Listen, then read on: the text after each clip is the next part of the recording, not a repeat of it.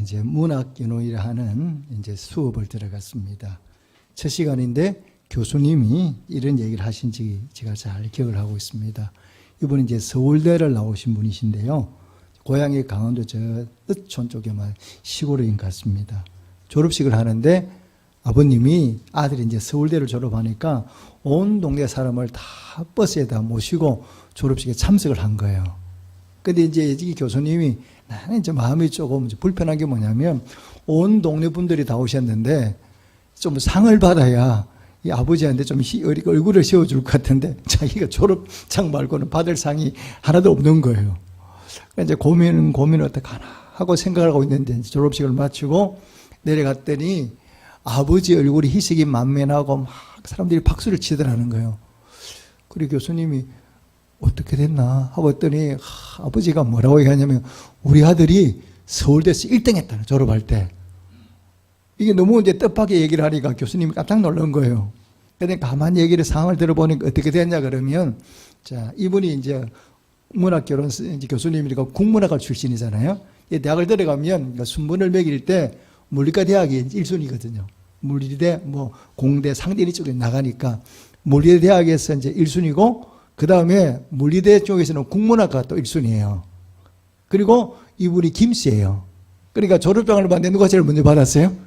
이분이 제일 먼저 받은 거예요. 그러니까 졸업장을 수여하는데 1순위로 가서 총정한테 졸업장을 받았더니 아버지가 어떻게 이해를 했느냐. 우리 아들이 대학에서 1등 했다. 이렇게 이제 소문이 막 붙들려서 아버지가 어깨미 잔뜩 들어가서 너무 좋아하시더라는 거예요. 그렇다고 그렇지 않다고 얘기할 수도 없고 그래서 위기를 넘겼다. 이런 이제 얘기가 제가 지금도 기억하고 있습니다. 여러분 인생을 살아가다 보면 우리가 슬플 때고 어려울 때도 있지만 기쁘고 행복할 때도 있지 않습니까? 언제가 기쁘고 즐거우세요? 내가 상을 받았거나 또 내 자녀가 어디에서 상을 받으면 부모는 어떻습니까? 상당히 마음이 기쁘고 즐겁잖아요. 우리가 믿는 하나님이 어떤 분입니까? 성경은 우리에게 하나님이 어떤 분이신가를 분명히 말씀하고 계시거든요. 그런데 하나님께서 우리에게 말씀하실 때 하나님이 어떤 분이다 이렇게 말씀하시는데 하나님 이렇게 말씀하세요. 나는 너에게 상 주는 이심을 믿어야 할지니라 이렇게 말씀해요. 히브리서 11장에 보면 하나님 우리에게 뭐냐? 나는 너희에게 상을 주는 그런 하나님이다 이렇게 말씀하고 계시거든요. 그러니까 우리가 하나님 앞에 달려 나오면 뭘 받느냐? 상을 받을 수 있습니다. 자, 그런데 하나님 주시는 상은 어떤 겁니까? 여러분 하나님 상 받아보셨어요? 표창장 이런 상 받아보셨어요? 그렇게는 안 주시는데 하나님이 우리에게 주시는 상이 바로 뭐냐 이렇게 물어보면 하나님이 주시는 상급은 바로 뭐냐? 복입니다.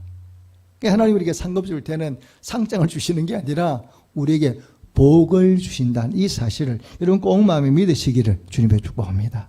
그러니까 하나님 우리에게 상 주시는데 하나님 주시는 상급이 다름 아닌 복이에요. 그러니까 하나님 우리에게 복 주시는 분이잖아요. 그래서 하나님께서는 만복의 근원 우리에게 복 주시는 하나님 우리가 이렇게 믿고 있죠. 자 그러면 여러분 우리가 어떻게 하면 상을 받을 수 있습니까? 성경에 상에 관한 말씀이 기록된 것 중에 하나가 중요한 것이 십계명이죠. 우리가 지켜야 될 가장 중요한 목록들을 기록해 놓은 것이 등목이 바로 십계명인데 그 가운데 하나님께서 복이란 단어를 쓴 계명이 두 가지가 있어요. 내가 복을 주겠다 이렇게 말씀하셨는데 그 계명 가운데 하나가 바로 뭐냐? 사계명이죠. 우리가 지난번에 말씀드린 안식일을 그렇게 지키면 뭐냐? 내가 너에게 뭐 하겠다? 복을 주마 이렇게 약속하셨다 그랬죠. 그 다음에 제5계명이 바로 뭐냐? 내 부모를 뭐라고요? 공경하라. 내 부모를 공경하면 내가 네게 복을 주겠다 이렇게 말씀했거든요. 자 그러면 하나님이 주시는 복이 우리가 하나님 말씀을 듣고 부모를 공경할 때 주시는 복이 무엇인가 성경이 말씀하고 있잖아요. 오늘 시작에 보니까 내가 잘되고 땅에서 뭐 하겠다고요? 장수하리라 이렇게 말씀하거든요. 우리 인간들이 꿈꾸는 복이 여러분 어떤 겁니까? 간단히 말하면 우리 인간들은 다 어떤 복을 받고 싶어 뭐냐? 잘 되고 싶어. 모든 일이 형통하게 잘 됐으면 좋겠어. 그래서 새해가 되면 첫날에 많은 사람이 해돋이에 가서 뭘 빕니까? 손을 모아가지고 비는 복이 뭐예요? 우리 아들 잘 되게 해달라. 우리 가정 잘 되게 해달라. 이렇게 비는 거잖아요. 그거는 우리나라뿐만 아니라 전 세계 모든 사람의 공통이 잘 되는 거예요. 쉽게 말해 형통하는 거예요. 그리고 또 한 가지는 뭡니까? 장수하는 것. 일단 인간의 꿈꾸는 복이죠. 그런데 하나님께서는 이 두 가지 복을 뭐 하면 주시겠다고요? 내 부모를 잘 공경하며 주겠다 이렇게 말씀했잖아요. 그러니까 이 제5계명 부모를 잘 공경하는 것이 하나님 입장에서 보면 얼마나 중요한 가치관인가, 이게 얼마나 소중한 것인가를 하나님께서 뭐하고 있느냐? 강조하고 계시는 거거든요. 그러니까 하나님께서 우리가 꿈꾸는 형통과 장수의 복을 두 가지를 다 주시겠다는 것은 그만큼 하나님이 볼 때 우리 인간들이 반드시 지켜야 될 계명, 덕목인 것을 하나님이 강조하고 계시는 거예요. 자, 이런 부모를 잘 공경한다는 거 말하기는 쉬운데 실상은 어렵습니까? 쉽습니까? 대답 좀 해보세요. 어려워요? 쉬워요? 솔직히 말하면 어렵죠. 쉽지 않아요. 자, 그럼 왜 어려운가요? 여러분, 왜 어렵습니까? 얘기를 생각해 보십시오. 자, 여러분 보십시오. 뭐든지 내려가는 건 쉽지 않습니까? 아래쪽으로 내려가는 거는 쉽게 내려가는데 위로 거슬려 올라가는 건 어렵잖아요. 등산해 보십시오. 산에 올라가는 거는 굉장히 힘들고 내려오는 건 쉽잖아요. 이 부모를 공경한다는 게 바로 뭐냐? 위로 올라가는 거거든요. 부모가 자녀를 사랑하는 내리사랑이야. 그러니까 어려워요, 쉬워? 이거는 쉬워. 저절로 마음이 가. 나도 모르게 그냥 자녀에게 자꾸 마음이 가는 거예요. 좋은 거 주고 싶고. 그렇게 쉬워. 왜? 그냥 내가 저절로 마음이 가니까. 그런데 부모를 공경하는 거는 위로 올라가야 되거든요. 위로 올라가는데 힘이 들어. 거슬러 올라가야 되기 때문에. 이게 쉽지 않은 거예요. 그래서 자녀 사랑하는 거는 그냥 쉽게 마음이 뭐 줄줄 흘러가니까 이거는 잘 되는데 부모를 공경하는 거는 반드시 뭐냐. 이게 노력이 들어가야 되기 때문에 어려워요. 그러니까 하나님이 우리에게 부모를 공경하는 거는 당연하게 하나님께서는 그냥 안 되는 줄 아니까 인센티브를 걸어 놓은 거예요. 네가 부모 잘 공경해? 그럼 이거 줄게. 쉽지 않다는 거죠. 자, 그리고 하나님께서는 네가 부모를 잘 공경하면 내가 네게 복을 주마. 이렇게 말씀을 하셨는데 이게 그냥 추상적인 복이 아니라 실제적으로 우리가 부모를 공경하면 하나님이 어떤 복을 주시는가를 성경이 말씀하고 있거든요. 그리고 부모를 공경한다는 게 어떻게 해야 돼? 어떻게 하는 게 부모를 공경하는 것이고 또 그 부모를 그렇게 공경하면 내가 너에게 이런 복을 주겠다고 말씀하셨는데 그런 내용이 구체적으로 기록이 되어 있어요. 구체적으로 기록되어 있는 내용, 기록되어 있는 성경이 어디냐 그러면 바로 룻기입니다. 이 구약 성경 룻기는 부모를 공경하는 것이 어떤 것인지 그리고 그 부모를 잘 공경할 때 하나님께서 어떤 복을 주시는가를 아주 구체적으로 말씀하고 있는 게 바로 이 룻기거든요. 자, 구약 성경 룻기는 주인공이 누굽니까? 자, 구약 성경 가보실까요? 룻기의 주인공이 바로 룻이에요. 룻이란 여자. 그러니까 여자의 이름이 룻이에요. 룻은 어떤 여자냐 그러면 이스라엘 백성이 아니라 유대인이 아니라 모압 여인이에요. 모압 여인. 이스라엘 백성들이 볼 때에 이방인이라 깔보고 우스게 여기는 그런 이방 여인이 모압 여인이거든요. 근데 이 모압 여인 룻이 어떻게 성경의 주인공이 되냐 그러면 자, 이 모압에 사는 룻이라는 룻이라는 사람이 마을에 누가 이사를 왔냐 그러면 유대에서 엘리멜렉과 나옴이라는 그 부부의 가정이 자기 나라 이 집으로 이사를 온 거예요, 동네로.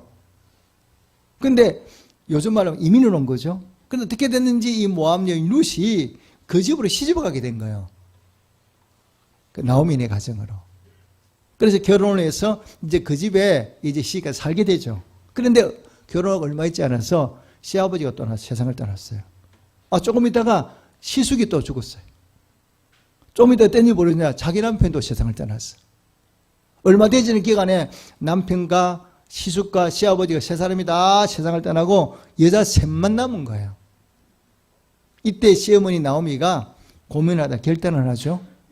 하나님이 나를 징계하셔서 이런 일이 벌어졌으니까 내가 어디로 가야 되겠다? 내 친정, 내 고향, 내 나라인 베들레헴으로 내가 다시 돌아가야 되겠다 하고 결단을 하죠. 그리고는 두 며느리와 함께 처음에는 가려고 했어요.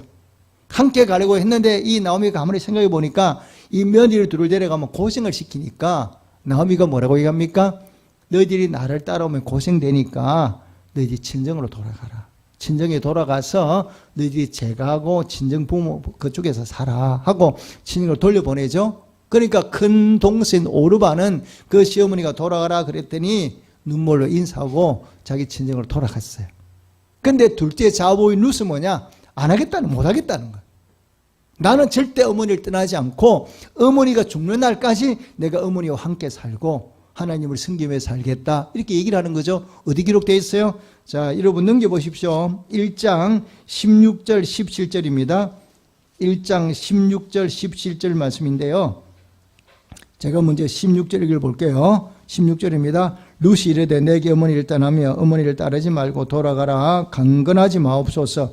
어머니께서 가시는 곳에 나도 가고 어머니께서 머무시는 곳에서 나도 머물겠나이다. 어머니의 백성이 나의 백성이 되고 어머니 하나님이 나의 하나님이 되시리니.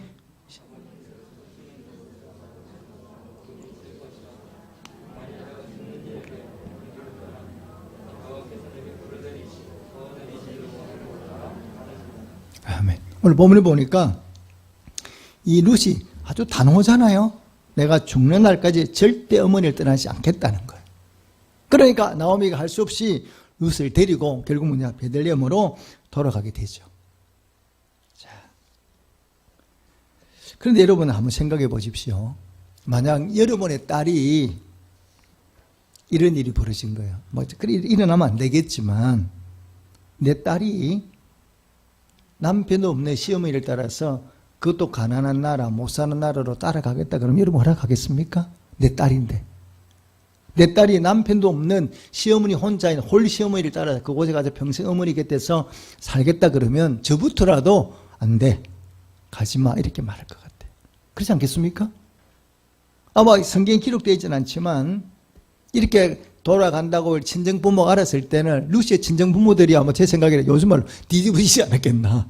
아마 그랬을 것 같거든요.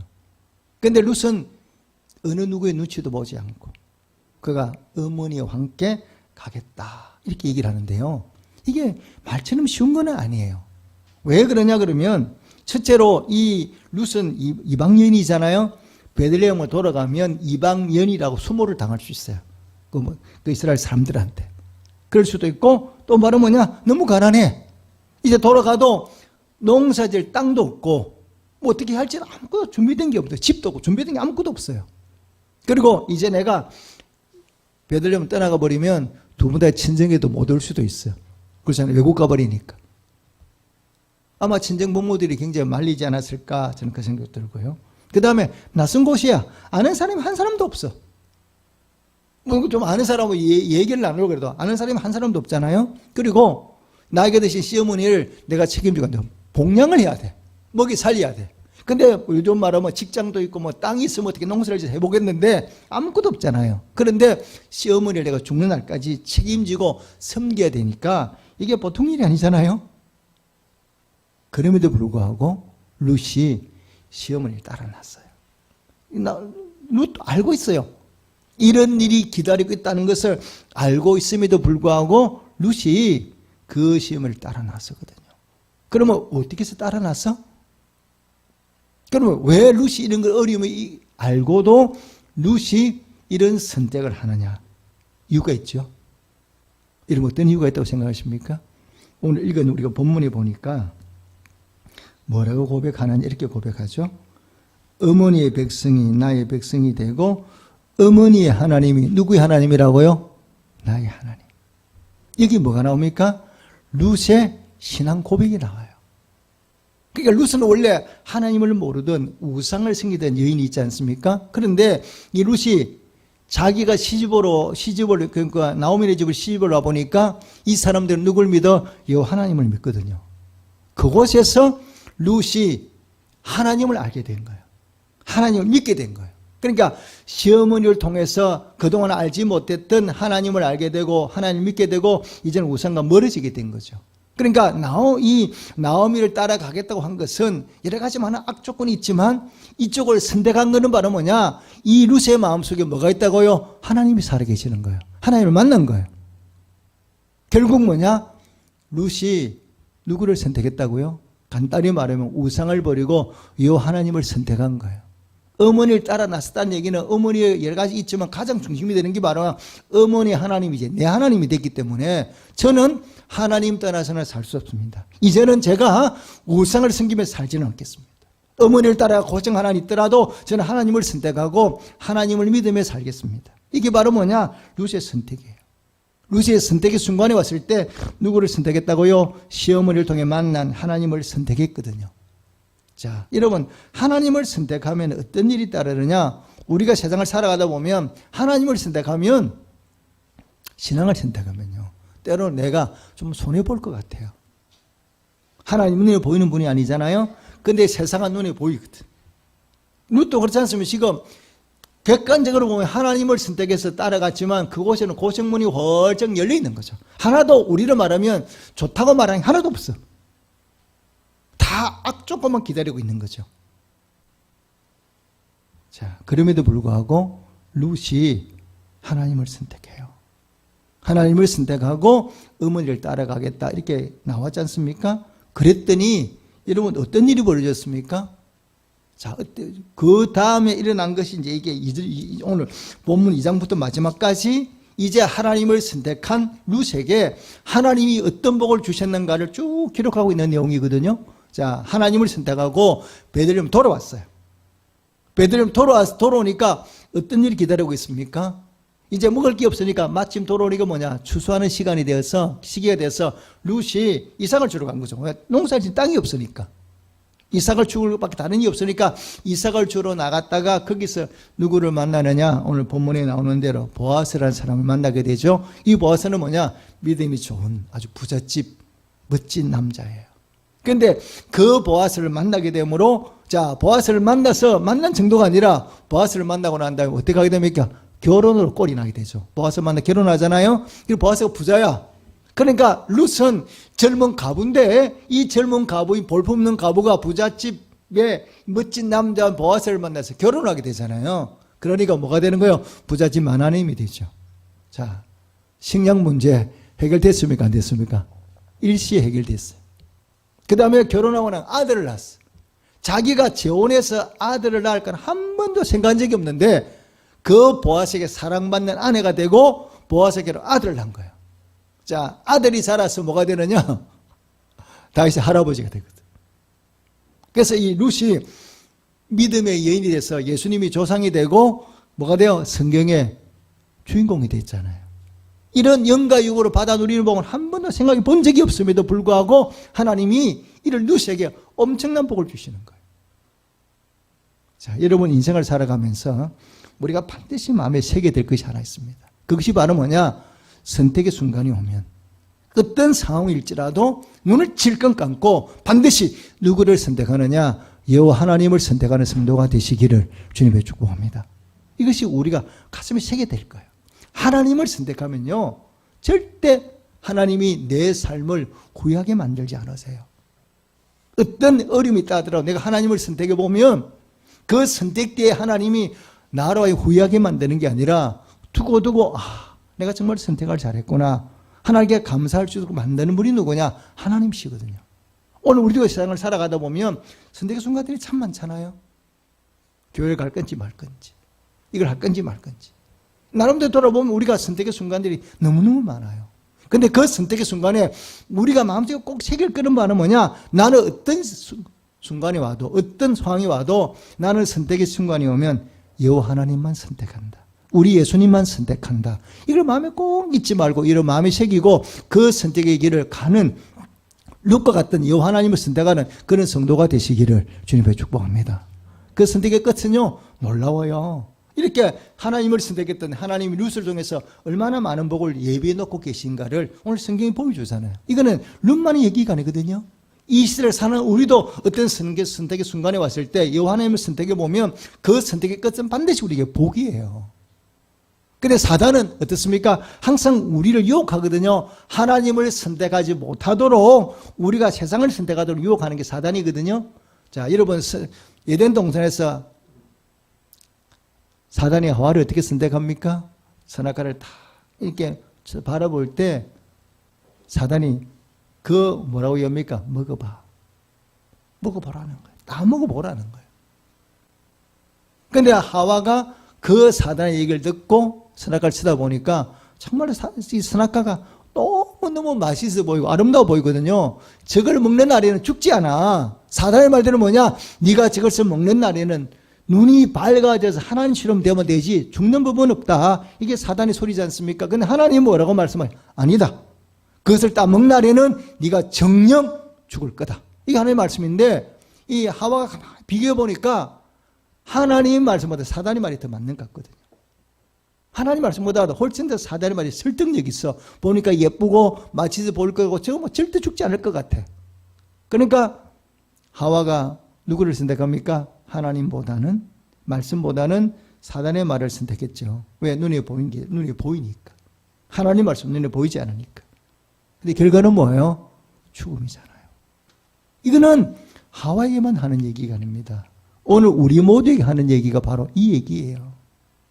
사단 지금도 끊임없이 우리를 유혹하잖아요. 어떻게든 우리가 하나님을 떠나서 세상이 얼마나 좋아. 봐. 이 세상이 이렇게 좋잖아. 왜 세상을 버리고 왜 이렇게 가? 왜 고생한 길로 가? 가지 마. 일로 와봐. 우리가 결국 그곳에 넘어가서 사단의 말을 따르다 보면 그곳에는 뭐가 기다리고 있느냐? 죽음을 기다리고 있어요. 인생을 잘 사는 첫째 가장 중요한 방법이 뭐라고요? 어떤 선택의 순간이 오면 눈을 감고 이 하나님을 바라보고 이 믿음을 선택하는 성도가 되시기를 주님의 축복합니다. 그럼 반드시 하나님의 은혜가 복이 예비되어 있어요. 성경은요, 우리가 하나님을 알라 그러거든요. 힘써 여호와 하나님 알아라는 거예요. 여호와를 알자, 힘써 여호와 하나님을 알자는 거거든요. 하나님 어떤 분인가, 내가 하나님을 믿으니까 하나님이 어떤 분인가 알아야 돼요. 여러분, 왜 우리의 믿음이 자라지 않느냐? 내가 왜 성경은 우리에게 하나님 우리에게 복 주시는 분이가 말씀하는데 나는 왜 그런 복을 못 받아? 뭐가 문제입니까, 여러분? 성경은 우리에게 끊임이 하나님의 복에 관한 말씀을 하고 천국에 관한 말씀을 하고 이렇게 말씀하는데 실상은 하나님 어떤 분인가 내가 10년, 20년 믿음에도 불구하고 하나님 어떤 분인가 우리가 잘 몰라요. 왜 그렇습니까? 이거 뭐라고 생각하십니까? 자, 이 성경은요, 하나님에 관한 말씀이고 하나님과 우리 인간 사이에 일어났던 일들을, 사건들을 기록해 놓았잖아요. 이 사건을 통해 하나님이 어떻게 역사하는 분인가를, 어떻게 복을 주시는가를 우리가 말씀하고 있거든요. 그런데 이 성경을 우리가 읽어요. 읽으니까 머리로는 우리가 알지 않습니까? 머리로는 하나님 어떤 분이다는 거 알거든요. 그런데 문제는 뭐냐? 머리로만 알아서 안 된다는 거예요. 하나님 어떤 분인가 내가 직접 경험해 보라는 거예요. 그러니까 간단히 말하면 이스라엘 백성들이 여리고를 무너질 때 어떻게 무너뜨렸습니까? 뺑뺑 돌았어. 하나님 말씀대로 돌고 외치더니 하나님 그렇게 말씀했거든요. 내가 멸 한 바퀴 돌고 일곱째 날에 7바퀴 돌고 외치면 무너지게 하겠다. 이렇게 말씀하셔서 이스라엘 백성 순종해 봤어요. 그래서 하루에 한 바퀴 돌고 일곱째 날 7바퀴 돌고 외쳤더니 정말 하나님 말씀대로 여리고 확 무너져 버린 거예요. 이스라엘 백성들 눈앞에서 여리고가 무너지는 모습을 보면서 이스라엘 백성들이 하나님 어떤 분인가 알게 되죠. 우리도 마찬가지예요. 내 삶의 자리에서 여리고가 무너지는 건 나도 경험해 봐야 돼. 그러니까 성경에 나오는 사건이 그냥 성경에 나오는 사건이 아니라 실제로 내 삶의 자리에서 네 앞에 놓인 여리고가 무너지는 걸 나도 경험해 봐야 돼. 예수님이 땅에서 수많은 병자를 고쳐주셨는데 나도 예수님이 내 병을 어떻게 고쳐주시는가를 나도 경험해 봐야 돼. 그래야 하나님 어떤 분인가 내가 알잖아요. 근데 우리는 그걸 경험해 보지는 못하거든요. 그러니까 성경에 나온 하나님이 어떤 분인가 하는데 이 하나님이 나하고 깊은 관계가 없는 거야. 왜? 나는 그런 걸 경험해 보지 못했거든. 그러니까 하나님이 노래하는데 하나님 어떤 분인가 잘 몰라. 그런데 우리 하나님 어떻게 알? 그러면 내가 하나님 어떻게 알 수 있어요? 성경이 이렇게 말했거든요. 너희는 하나님을 맛보아 알지어다. 이렇게 말씀하거든요. 자, 여러분, 음식은 아무리 쳐다봐도 100시간을 쳐다봐도 음식 맛을 압니까 모릅니까? 알 수 없잖아요. 음식을 만들어서 뭐 해봐야 돼? 먹어봐야 되잖아. 먹어봐야 이게 짜다 맛있다 이렇게 알지 눈으로 보고는 모르거든요. 먹어보면 알게 돼요. 저는 지금도 기억나는 게요. 태어나서 그렇게 맛있는 음식을 먹어본 적이 없어요. 그때 그 음식 맛은 제가 지금도 기억을 하거든요. 아버지를 따라서 결혼식을 갔어요. 어릴 때. 초등학교 졸업하고 결혼식을 마치고 이제 아버지를 결혼식을 보고 마치고 난 다음에 음식을 먹는데 제가 기억나 중국집 갔거든요. 근데 음식이 상 앞에 나온 거예요. 그런데 처음 본 음식인데 맛이 전혀 몰랐어요. 그런데 그 음식을 딱 입에 넣는 순간 제가 너무 놀랐어요. 세상에 이렇게 맛있는 음식도 있나. 제가 느꼈거든요. 이렇게 맛있는 음식도 있나. 저는 한 번도 그런 음식 먹어본 적이 없어요. 근데 먹어보는 순간에 제가 너무 놀랐어요. 이렇게 맛있는 음식도 있나. 그 음식이 뭔지 아십니까? 탕수육. 근데 그때까지 탕수육 먹어본 적이 없어요. 그 탕수육을 먹어보는 순간에 그때 그 맛은 지금도 기억을 해요. 탕수육을 그렇게 맛있는 음식. 먹어봐야 알잖아요. 하나님도 마찬가지거든요. 어떻게 하나님을 아느냐? 그냥 몰라. 하나님의 아는 방법이 바로 뭐냐? 성경이 이렇게 말씀해요. 네가 선택의 순간이 오면 누구를 선택하라? 하나님을 선택해라.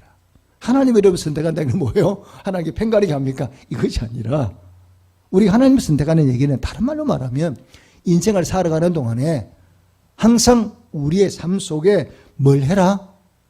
하나님의 계명을 지키라는 거예요. 그러니까 선택의 순간이 오면 세상으로 가지 말고 하나님과 관계된 것. 하나님을 선택한다는 것은 하나님하고 관계된 것, 간단히 말해 예배, 기도, 봉사, 예를 들어 하나님하고 관계된 것을 선택하는 것. 더 구체적으로 말하면 하나님의 계명을 지키는 것. 하나님 우리에게 말씀하는 계명을 지켜보면 하나님이 뭐냐? 지키는 그 모습을 보면서 우리에게 뭐냐? 약속된 복들을 쏟아부어 주시는 거거든요. 루시 어떻게 그런 은혜를 받습니까? 그가 하나님을 선택하잖아요. 선택하고 그 다음에 바로 뭐냐? 어머니를 따라가. 어머니를 따라오는 이유는 뭐냐? 한마디로 공경하러 따라오는 거거든요. 나오미의 삶을 자기가 책임져야 되는 거예요. 나이 든 어머니를 내가 홀로 보낼 수 없는 거예요. 힘들어도 내가 어머니 끝까지 모시고 내가 어머니를 막겠다, 섬기겠다는 마음으로 오잖아요. 그런 마음을 보시고 하나님이 루시에게 복을 주시거든요. 여러분 우리가 믿는 하나님은 어떤 분이냐? 말씀을 잘 안 하시거든요. 여러분 하나님하고 직접 얘기해 보셨어요? 하나님과 직접 여러분 대화를 나눠보셨어요? 아마 그런 분은 드물 거예요. 왜? 우리 하나님 자체가 말씀을 잘 안 하시거든. 하나님, 우리는 인간들은 뭐냐? 좀 잘하면 막 들춰내고 싶잖아요. 내가 했다고. 칭찬받고 싶거든. 근데 하나님은 수많은 역사를 이루고도 우리에게, 야, 이거 내가 했어. 너 똑바로 해. 이런 말씀 하는 적이 없어요. 본인이 해놓고도 생전 아무 말씀 안 하세요. 그러니까 우리가 하나님이 하셨는데도 몰라. 왜 하나님 말씀을 안 하시니까?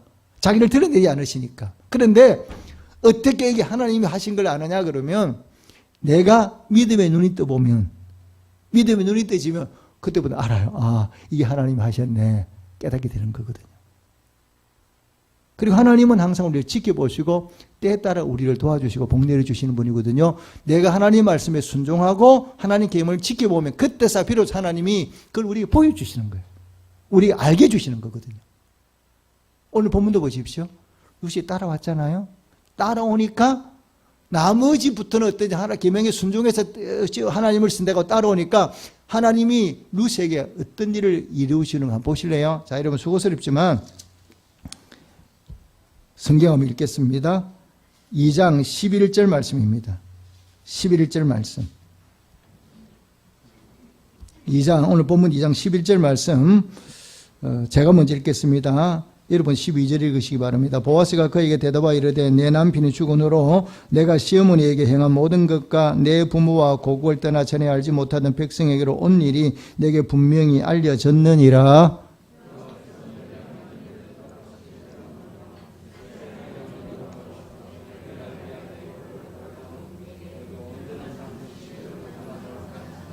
아멘. 오늘 본문을 보니까 룻과 보아스가 처음 만났거든요. 근데 보아스는 지금까지 룻을 한 번도 본 적이 없어요.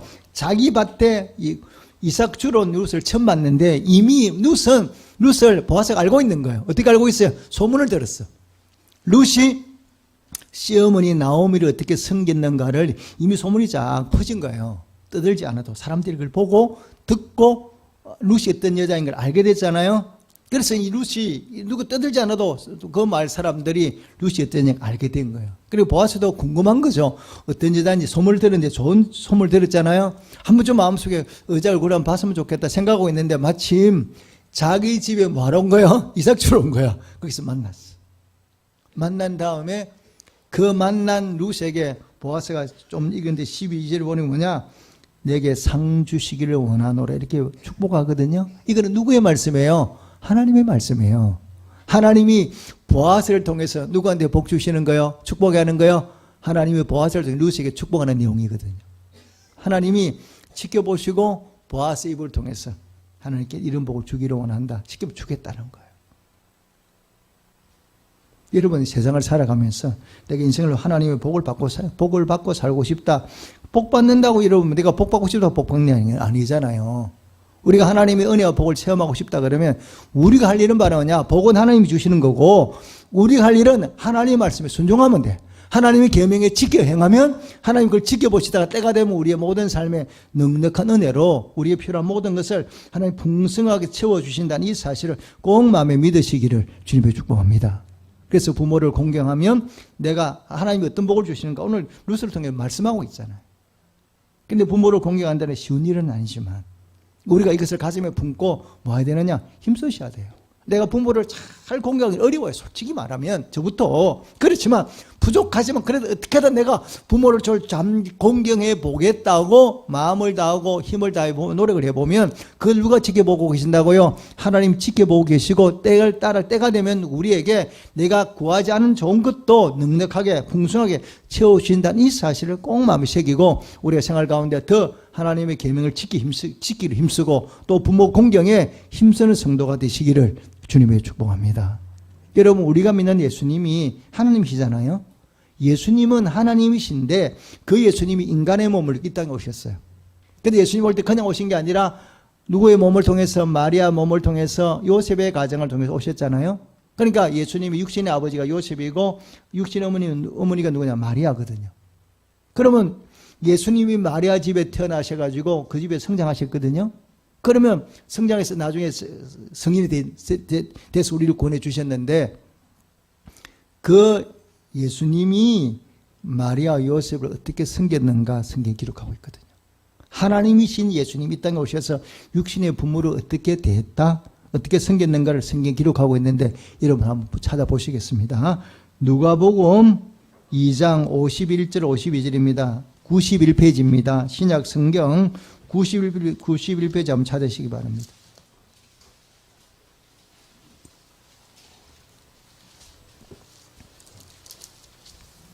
(91페이지) 51절 한 점을 읽겠습니다. 51절입니다. 누가복음 2장 51절입니다. 한 절만 함께 읽겠습니다. 시작. 예수께서 함께 내려가사 나사렛 이르러 순종하여 받드시더라. 그 문의는 이 모든 말을 마음에 두니라. 오늘 본문이 뭐라고요? 순종하여 받드시더라. 쉽게 말해서 나사렛에서 성장하면서 육신의 부모님께 순종하며 공경했다는 거예요. 예수님도 어릴 때 그렇게 성장했다는 거예요. 그렇게 부모님을 잘 공경하며 사신 분이 누구냐? 우리 예수님이시고요. 우리 예수님은 어떤 분이냐? 죽는 날 그 순간 십자가에 달려 죽음 앞에서도 누구를 챙기는 분이냐? 요즘 말로 어머니를 챙기는 분이에요. 자기가 지금 십자가에 달려서 숨을 거두기 그 전에도 누구를 생각하느냐? 어머니를 생각하잖아요. 어디 나와 있습니까? 요한복음 보면 나와 있잖아요. 자, 숨이 넘어가 십자가에 달려서 그 밑에 자기를 쏴보고 있는 요한과 마리아에게 예수님이 말씀하지 않습니까? 요한에게 먼저 뭐라고 얘기합니까? 보라, 내 어머니다. 무슨 얘기입니까? 이제부터 네가 나를 대신해서 내 어머니를 섬겨다오. 이 말씀이거든요. 그리고 어머니에게 보라, 아들입니다. 보십시오, 아들입니다. 요한을 나 대신 아들처럼 여기라는 거거든요. 실제로 그래서 사도 요한은 죽는 날까지 어머니 마리아를 책임졌어요. 평생을 마리아를 모시고 다닌 사람이 누구냐? 요한이거든요. 그래서 그런 얘기도 해요. 요한은 마리아 때문에 장가도 못 갔을 거다. 그런 얘기를 해요. 죽는 날까지, 숨이 거두는 그 시간까지 예수님은 어머니 마리아를 공경하고 그분을 생각했어요. 이게 누구냐? 예수님이에요.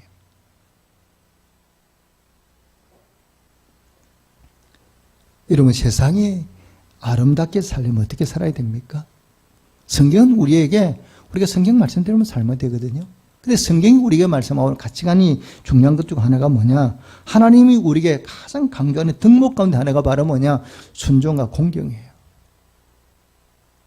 성경은 읽어보면 하나님이 우주 만물을 만드실 때 질서 있게 만드셨잖아요. 질서 있게 만드시고 우리에게 말씀하는 내용이 바로 뭐냐? 순종과 공경이 깔려 있어요. 내 부모를 공경하라. 자녀에게 순종하라. 부부간에 뭐냐? 서로 사랑하라. 여러분, 아름다운 가정이 되는 1순위가 바로 뭡니까? 남편은 아내를 어떻게 살아야 돼? 내 목숨만큼 사랑해야 돼. 남편은 아내를 내 목숨만큼 사랑하게 되고, 부인은 뭐니까? 아내는 뭐냐? 남편의 말에 순종해야 돼. 또 자녀는 부모의 말에 순종해야 돼. 서로 순종하고 공경하기를 만들어 놨거든요. 이대로 살아가면 여러분 천국이 멀리 있는 게 아니에요. 그냥 우리 가정의 천국이 되잖아요. 내 아내가 나를 너무너무 사랑해. 내 남편이 나를 자기보다 더 사랑해. 그리고 우리 아이들은 내가 말 한마디 하면 다 서로 순종해줘. 여러분 그런 가정이 무슨 분란이 있고 그런 가정에 무슨 문제가 있겠습니까? 순종하지 않으니까 문제가 있죠. 사랑하지 않고 공경하지 않으니까 문제가 있죠. 여러분, 요즘 학교 선생님들이 힘들어 하시잖아요. 왜 힘들어 합니까? 일이 힘든 게 아니에요. 애들이 선생님을 존경하지를 않아. 얼마 전에 중3 아이가 여사님을 때렸잖아요. 어떻게 학생이 선생님을 때려? 이런 일들이 벌어지고 있어서 선생님들이 힘들어 하는 거죠. 학교 그만두고, 이 교사직을 그만두고 싶어 하는 게 참 많거든요. 왜? 딴 게 힘든 게 아니라 아이들이 부모, 선생님을 존경하지 않고 공경하지 않으니까. 사는 게 힘드는 거예요. 그래 우리가 하나님 내 가정을 내가 머무는 거 아름답게 만들고 싶다 그러면 뭐 하느냐? 내가 먼저 순종과 공경의 삶을 실천하면요. 그곳은 천국이 멀리 있는 것이 아니라 우리 가까이 있다는 걸 우리가 경험하며 살아갈 수 있어요. 오늘 주시는 말씀 붙들고 다시 한번 우리가 인생을 복되게 사는 방법이 어디냐? 1순위가 바로 뭐냐? 선택의 순간이 왔다. 반드시 하나님을 선택한다. 나는 이 하나님 말씀대로 살아간다. 그리고 하나님 주신 말씀대로 순종하며 사는 거죠. 부모를 공경하는데 힘든 일이긴 하지만 그렇지만 최선을 다해 내가 부모를 공경하다 마음 먹고 우리가 도전해 보면 하나님께서 섬길 수 있도록 만들어 주시기도 하고 또 섬기는 모습을 보면서 우리에게 예비하신 복들을 반드시 쏟아부어 주시게 되었습니다. 오늘 주시는 말씀 다시 한번 마음에 새기시고 하나님을 사랑하고 하나님 선택의 순간이면 하나님을 선택하고 또 부모를 잘 공경하셔서 하나님 예비해 놓으신 놀라운 복과 은혜를 풍성히 받아 누리시는 우리 모든 성도들이 되시기를 주님으로 축복합니다. 아멘. 기도하겠습니다.